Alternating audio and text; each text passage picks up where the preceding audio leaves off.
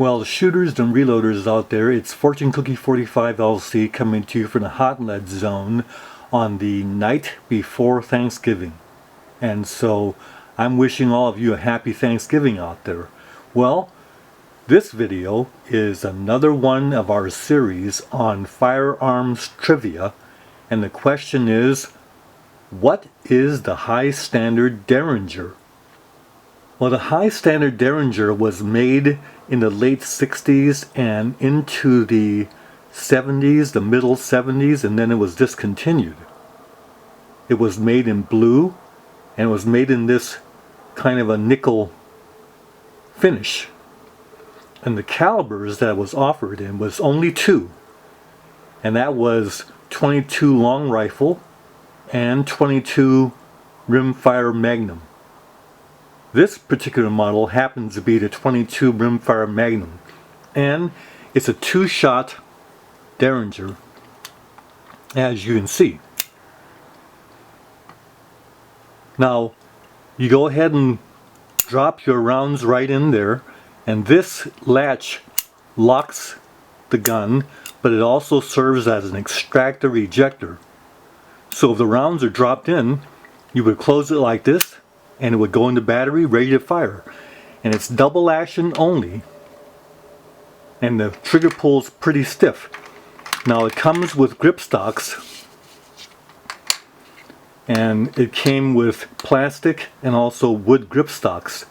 This one had the plastic, and you see they go on like this, with the screw goes in and you're set with one on the other side. But I took these off because it makes the gun thicker. Now in .22 rimfire Magnum, this is actually a pretty substantial little pistol. It has a lot of muzzle blast and also a fair amount of muzzle flash. But powerful .22 rimfire Magnum rounds, only two. It's intended for close range shooting only. The sights are rudimentary and not intended to be used. Now the price of this gun back in 1970 was about $100, and High Standard wanted shooters to buy both models, the .22 rimfire Magnum and .22 long rifle. The idea was that this Derringer and .22 long rifle could be used for practice. It takes a lot of practice to be proficient with this little gun. And then the .22 rimfire Magnum was the one that was intended for a purpose, and what that might be concealed carry or backup for police officers, this kind of thing. Now there aren't very many videos on this particular gun on YouTube, about 6. And most of them show the grip of the gun to be like this, and shooting it with a forefinger. Now the trigger pull again is very stiff. It is a double action, and it has a firing pin that automatically shifts to the other barrel. So if the firing pin is set for the upper barrel, it would fire that one first and then flip over to the lower barrel, and the second shot can be fired very quickly. If firing pin is set for the lower barrel, when you fire that one, it flips over to the upper barrel for the second shot. But you'll see this grip being used, and this is not a very good grip because the trigger pull is very stiff, and you got so little hold there that this gun is very easy to knock out of your hand and take it out of your hand. So I always preferred to grip it like this and use the middle finger to run the trigger, and then the forefinger to support the barrel. Now in this grip, the thumb could also come up on top like this. So you support the gun all around, including the barrel, and basically the bullets will go right where your fingertip is pointing. Now we know it's not loaded.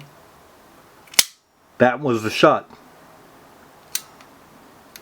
Now this gun was made to be used with holsters in the pocket, and the leather holster was like a billfold, and there was actually one model of holster that was like a wallet, but it had a hole in it.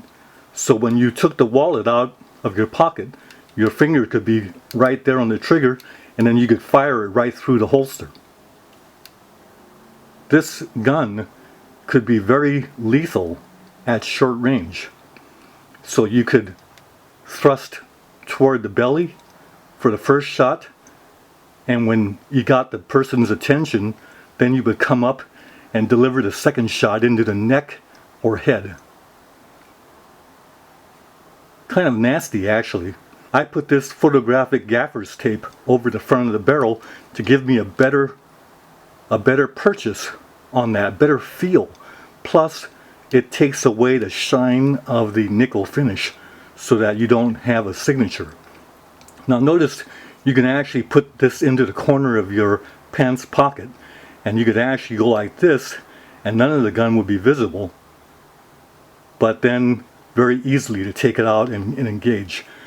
This gun, you see, has some wear on it because when it's carried it can easily have some damage to it, but you don't care about that because it serves its function.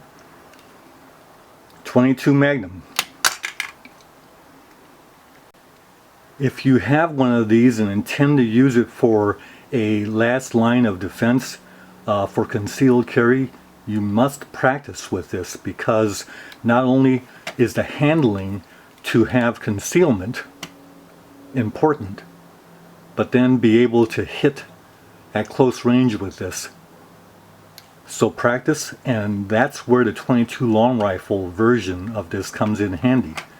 If this gun is fired at night, it will deliver a big flash and also a big sonic blast that will echo across buildings and this kind of thing.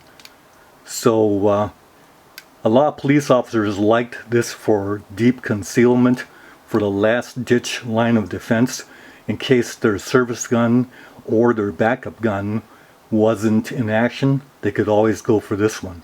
It could fit into your sock, into your shoe, into a holster, just in a pocket. And when it's in a pocket, it doesn't really show itself because it's so slim, you see? Now this is not available anymore because it's not made, but you might find some on the used gun market, but it's kind of a pity it's not made anymore. So take care, shooters and reloaders out there. Bye for now.